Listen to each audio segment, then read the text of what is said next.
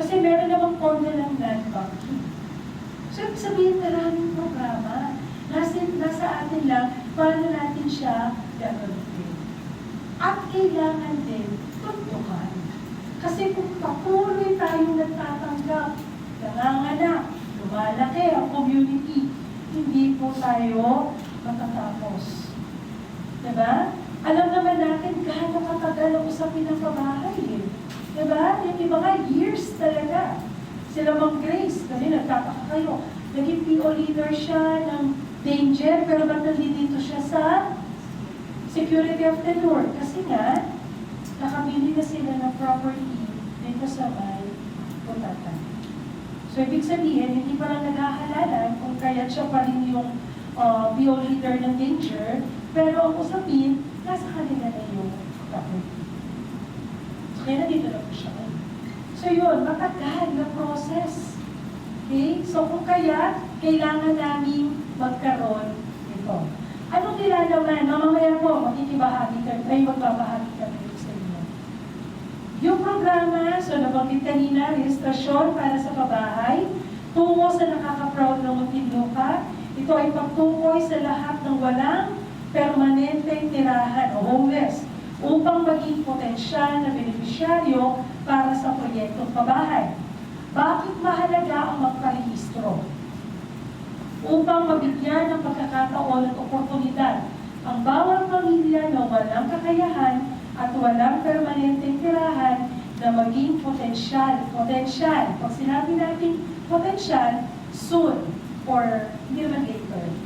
Kayo yung magiging potential beneficiary sa housing project.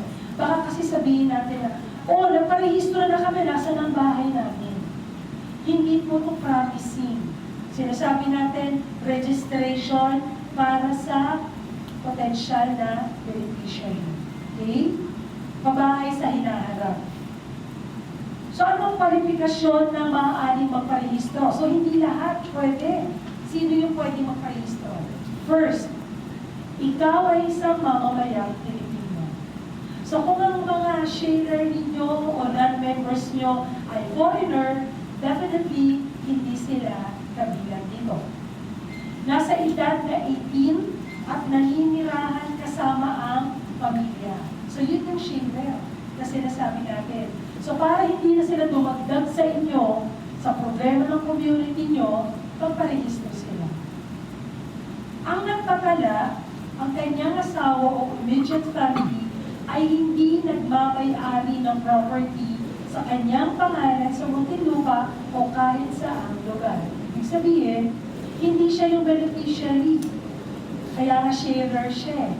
At wala siyang property dito sa city or nearby.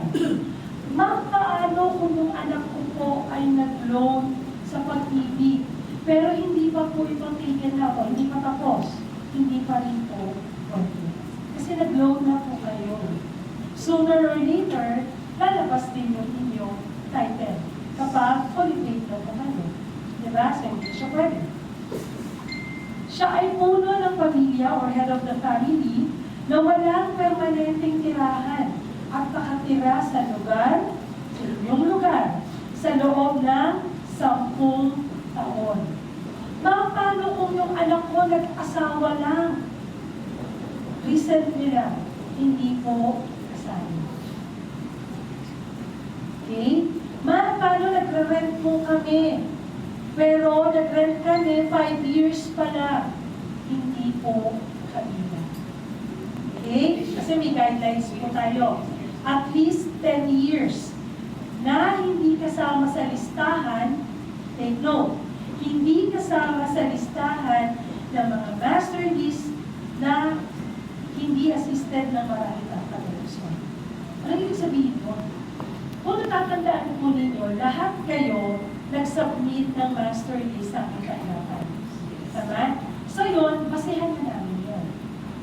So, ang pwedeng magpa-register, yung hindi namin assisted.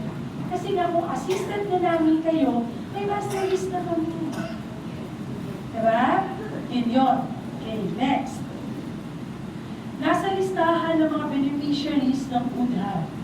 Kung natatandaan po natin, taong 1997, nagkaroon ng registration batay sa kautusan ng UNHA, no, na kailangan magkaroon ng registration ng lahat ng local government units. So, year 1997, nagkandak po ng registration. Pero mind you, sa bilang po na yun, iilan pa lang ang nabibigyan ng housing project. So, kung kayo ay kabilang doon, pwede kayong magpa-register ulit. Hindi pa kayo nabibigyan ng housing. Dito kasi, malalaman din namin, kung yung nakalista pa noong 1997, ay nandito ka sa munting lupa. O buhay. Kasi baka wala na yan. Isang way po namin of checking kung yung nasa list ba noong 1997, existing pa. Baka wala na yan. So, yun po yun, no? Next. Siyempre, botante ng Muntinlupa sa panahon ng administrasyon. Hindi naging beneficiary ng kahit anong proyektong kabahay ng gobyerno. Hindi professional squatter o kasama o kasapi ng sindikato sa lupa. Squatting syndicates. So definitely bawal po yun. Okay? So ano dapat gagawin requirements during the registration? Kailangan magdala ng kahit dalawang dokumento sa kahit anong nakalagay dito. Ano yun? School records. Bakit? Para makita namin kung talagang matagal ka lang naninirahan sa Luzon. Kasi meron tayong years. Birth certificate, dito ka na, pinanganak. Association certificate. So, importante po kayo dahil kayo ang mag-i-issue ng certificate na yung taong yan ay naninirahan sa inyong lugar. Baka kulorong, huwag niyong bigyan. Company IDs, Meralco bills, barangay ID or certificate, marriage contract, health or medical records. So during the registration, any of the two, pwedeng dalahin yung taong magpapa-rehistro. Okay? So kailan naman po yung dates ng registration? Later, ibibigay po namin sa inyo to. Ang ating pong launching, kayo po ay aming inaanyayahan, makaka-receive kayo ng letter. Ito po ay gagawin natin sa June 24. Lunes po yun, during the flag raising ceremony sa ating Luzon. Dito, ipapakita natin ang lakas ng ating komunidad o ng ating sektor.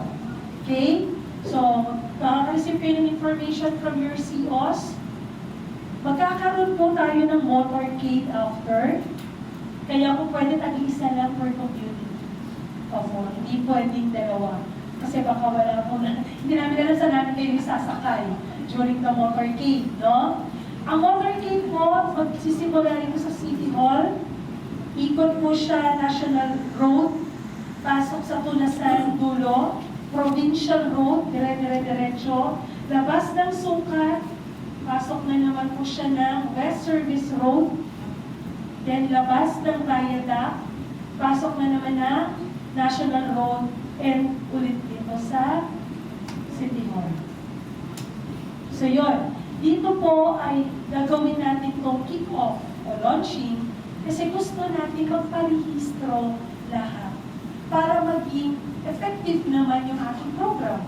Kasi kung hindi magpaparehistro, sayang naman yung ating goal na makakuha talaga ng tamang bilang. At sayang din, sasabihin natin sa mga miyembro natin, baga, in-explain na sa inyo, inform na kayo. Hindi nyo sinabi o hindi nyo in-re-echo sa inyong community. Hindi nakapagparehistro yung inyong mga communities. O yung mga non-members nyo, syempre. Sa inyo rin babagsak. Diba? At sayang yung opportunity. Kasi may program ng city government. So, i-ano natin yun, i-take advantage po natin yun. Para mapabilang sila sa pagpaplano. Hindi namin sinasabi na once na nagparehistro sila, may bahay na dyan. No, hindi namin sinasabi yun. Para alam namin ilan pa talaga ang nangangailangan bukod dun sa aming mga ginagabayang komunidad. Okay?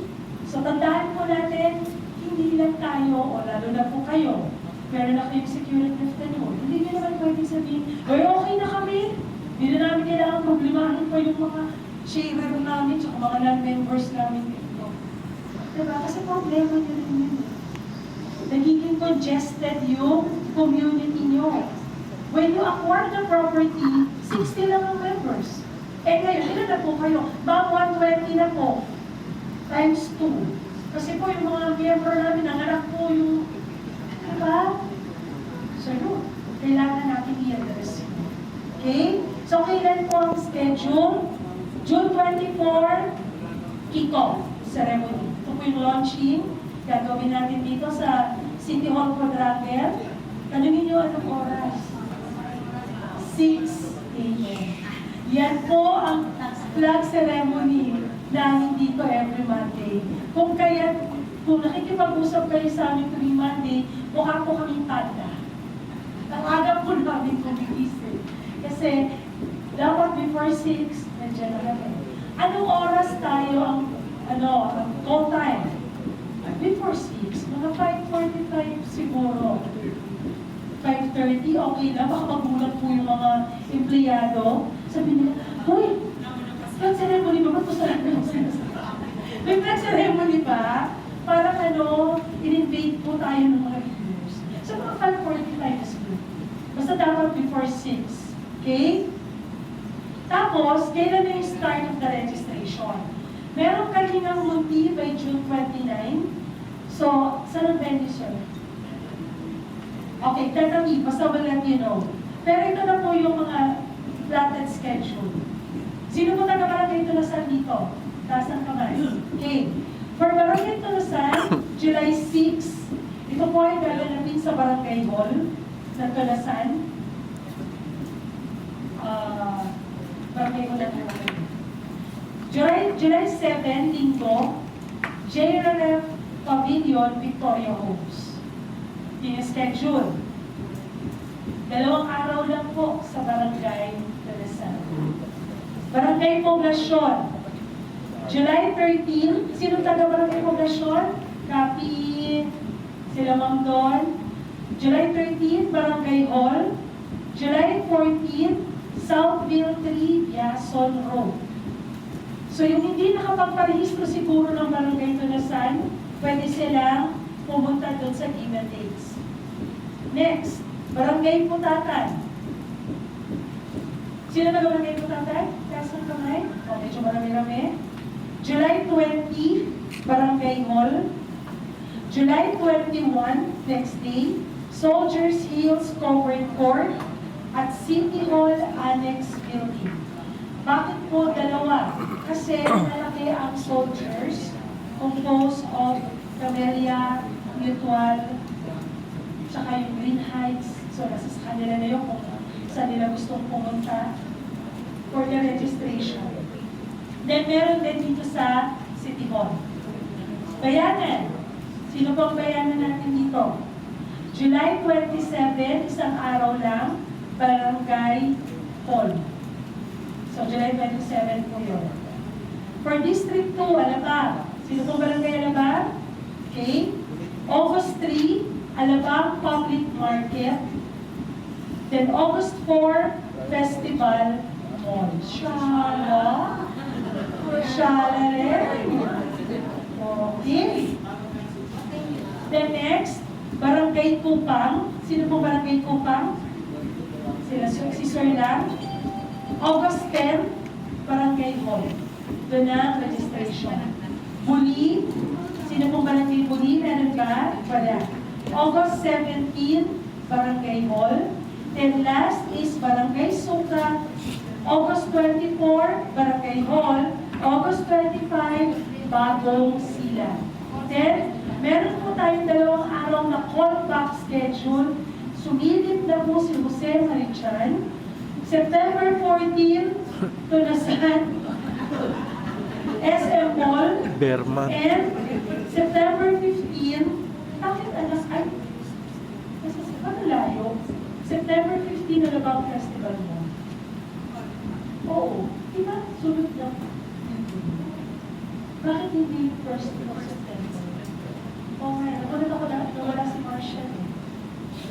Anyway, we'll provide you a copy of this para guided po kayo. Ngayon ang question. Ma'am, hindi po nakahabol, hindi po kasi available yung aming mga miyembro dun sa given schedule. Pwede po silang pumunta sa mga registration areas. Kahit ibang barangay. Pwede po yun. Ngayon, nagbigay kami ng guidelines, diba? During the registration, tatanggapin lang po namin lahat yun. Kakalapin lang natin. Pero, hindi ibig sabihin, pasok na. Kasi meron pa po screening. Okay? So, kasi hindi naman na namin mag-check yun during the registration. At mabilis po ang registration kasi nagamit kami ng tablet. Hindi na kami mano-mano. Medyo sosyala na. Syala-syala, may tablet. Kung kaya, pag-register nyo, pasok sa cloud. Mabilis. Kung di po kayo mag-alala, nangangako kami sa inyo na ang inyong datos ay aming pangangalagaan. Batay sa data privacy. So, huwag po kayo mag-alala, hindi ko ichuchuchu sa mga hacker upang ibigay ang inyong mga detalye. Nangangako po kami dyan. Dahil pag nagkataon si Mang Arian po ang habulin namin. Dahil siya po ang mangangalaga ng datos. Okay? So, yun po. May katanungan ba? Sir?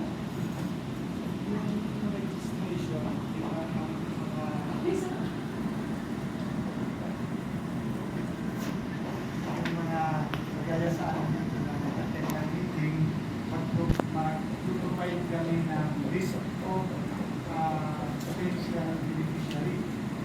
No, sir. Ng basis sa Hindi po. Yung inyong mga hindi miyembro na nakatira sa community ninyo, sila po yung magpaparehistro during sa schedule ng barangay ninyo. inform lang. Please inform, sir. Yes, tama po kayo. Kasi importanteng alam nila. Though part of the IEC, Information Education Campaign, makikita niyo po yan sa mga LED walls. Lalabas yan. Kung kayo ay tumadaan sa National Road, pa-flash po yan. Sa mga barangays, nag-i-inform din po kami. At syempre, hindi kami ng tulong mo. Kasi hindi naman namin kaya i-saturate lahat po yan. Kaya, importante kung gabayan nyo rin kami, tulungan nyo kami. Yes, ma'am. Ma'am, yung isang requirements, pwede rin kami na mag-bigay ng certificate na 2 years na sila na bawa yung renters. Yes, yes. Nangungupahan sila lampas na 10 taon. Yes, ma'am. So, mayroon kami rules doon. Ganyan certification. Yes, ma'am. Para doon sa mga nangungupahan na renters, sa gusto nilang mag-avail ng ganyan program. Yes, ma'am, ganito. Ito sa nakikita kong senaryo dyan. Naku, hindi naman nila alam kung ilang years na tayo dito. Magdala lang tayo ng birth certificate, ano na yun, alam mo na 10 years yun eh. Sige, magdala tayo ng barangay ID, kasi hindi mo sa nilalam ng barangay yun, o barangay cert, at saka company ID. Okay? Part of our screening po, hihingihan namin kayo. Pagkatapos po ng registration, after September 15, after the callback schedule, sasara na namin yung registration. Hindi siya tuloy-tuloy. Sasara na namin yung registration, then magkakaroon na po kami ng pagsasumarize. Itong grupo na to, mula sa samahang ganito. Okay, padala sa kanila, i-check kung itong mga to ay talagang miyembro nila. O non-members, naninirahan sa lugarin nila. May role po talaga kayo. Yes, Sir Nestor. Sir Nestor, Ito kasi, ito ba intended for the share and vendors communities? How about yung recalcitrant lahat po ng naninirahan sa Muntinlupa na walang sariling tirahan at may pangangailangan sa pagkakataon. Paano kung ako ay naninirahan dito pero gusto ko naman mag-abroad? Huwag ka naman magparehistro. What's the use? Diba? Hindi ka naman pala mag-stay long dito eh. Sasama ka pa namin sa plano. Diba? Opo. Yes, ma'am. So, halimbawa, may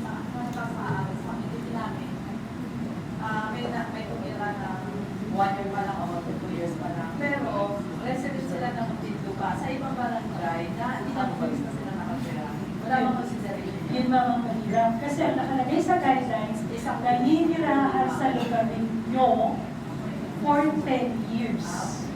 Pero ang sabi lang, Sige po. ang sabi ninyo ay may school report. Yun nga, ma'am. So, siguro, doon tayo mag-refer. Malay mo sa sulat na 3 years. Sa progression naman, is 7 years. So, 2 years na siya. So, siguro, yun lang yan. Ang kailangan ngayon is school report. Tama ba? Yes, ma'am. One of the requirements. Pero, binasa ko sa inyo yung guidelines, kailangan naninirahan sa inyong lugarin ng lagpas ng 10. Hindi pwede galing sa iba. Well, ako po, hindi ko parehistro ka. Parehistro ka pa rin. Natingnan natin pagdating sa screening. Kasi baka naman magkaroon ng living. Diba? But we'll just see. We'll just see. Ayaw naman namin na, ayaw kasi nila. Hindi, parehistro sila. Pero, may screening. At ang screening ko ay local housing board na gano'n. Okay? Palagarinig na po. Ay, di naman po. Yung school ID siguro the oldest the better. Opo. Yeah. Paano ko to? May isa pang scenario dyan at gusto ko kami. What if nag-aaral ako dito? Makinig mo. What if nag-aaral ako dito ng elementary, lumipat ako ng Pasay, pagdating ko ng high school, college, doon na ako natapos. Bumalik ako dito after ko tapos ng pag-aaral. At dito ako muling nagtrabaho. So meron akong company ID, meron akong school ID. So ano ang pambangga? Yung certification ninyo. Na matagal na siyang nanira. Sa lugar lang, nakuha pero dito lang siya sa Yan nga ma'am, katulad na nabanggit ko kanina, may guidelines. Pero, hindi mo parehistro sila. Anyway, may screening naman. Ganito po, kapag, tagal po, kapag nagparehistro sila, makaka-receive sila ng message, SMS, sa text, na tinanggap ang kanilang registrasyon. Tinanggap. Pero hindi pa siya kasama. Once na natapos po ang screening, parang nakalagay lang sa registration, pending. Pending. Once na in-accept na po sa registration, nag-qualify na siya, nakita na talagang pwede, no? Makaka-receive na naman sila ng message na tinanggap na ang kanilang registrasyon at kabilang na sila sa listahan ng potensyal na television. Ganun po yung magiging proseso. This is very exciting. Kami, alam namin ang laki nung binabangga namin datos. At malaking problema to para sa ating tanggapan. Pero, ganun talaga eh. Kailangan natin malaman. Sila ba talaga ang nangangailangan ng matulungan? So yun po, hindi lang po basta data gathering. May kaakibat po siyang pagpaplano. Totoo po yun. Very challenging. Yes, ma'am. Ma'am, siguro mag-accept ako ng few questions, then unahin natin yung oriented.org to discuss. Nandiyan na pala, sorry ma'am. Sayang ko wala pa. Ang ganito, kasi meron po tagalog sa amin. Although may takers sila naninirahan dito, pero last 2 years na yata sila nagparehistro na pag-photo. Pwede po ba sila Sa pa po yun. Anong nakalagay dito? Ay, hindi. As long as please natin naman. Ang nakalagay naman, butante ng Muntinlupa sa panahon ng registration. So, may out. Ngayon, ito. Paano kung open ba registration ngayon? Hindi. Okay. So, sinabi na namin yung dates ng registration, encourage nyo na sila na magpa-register. So, yun. Ano pa? So, yung mamaya, bigay po kayo. Nagpiprint lang si Ma'am Claire ng flyers. Okay po. Halimbawa yung anak ko,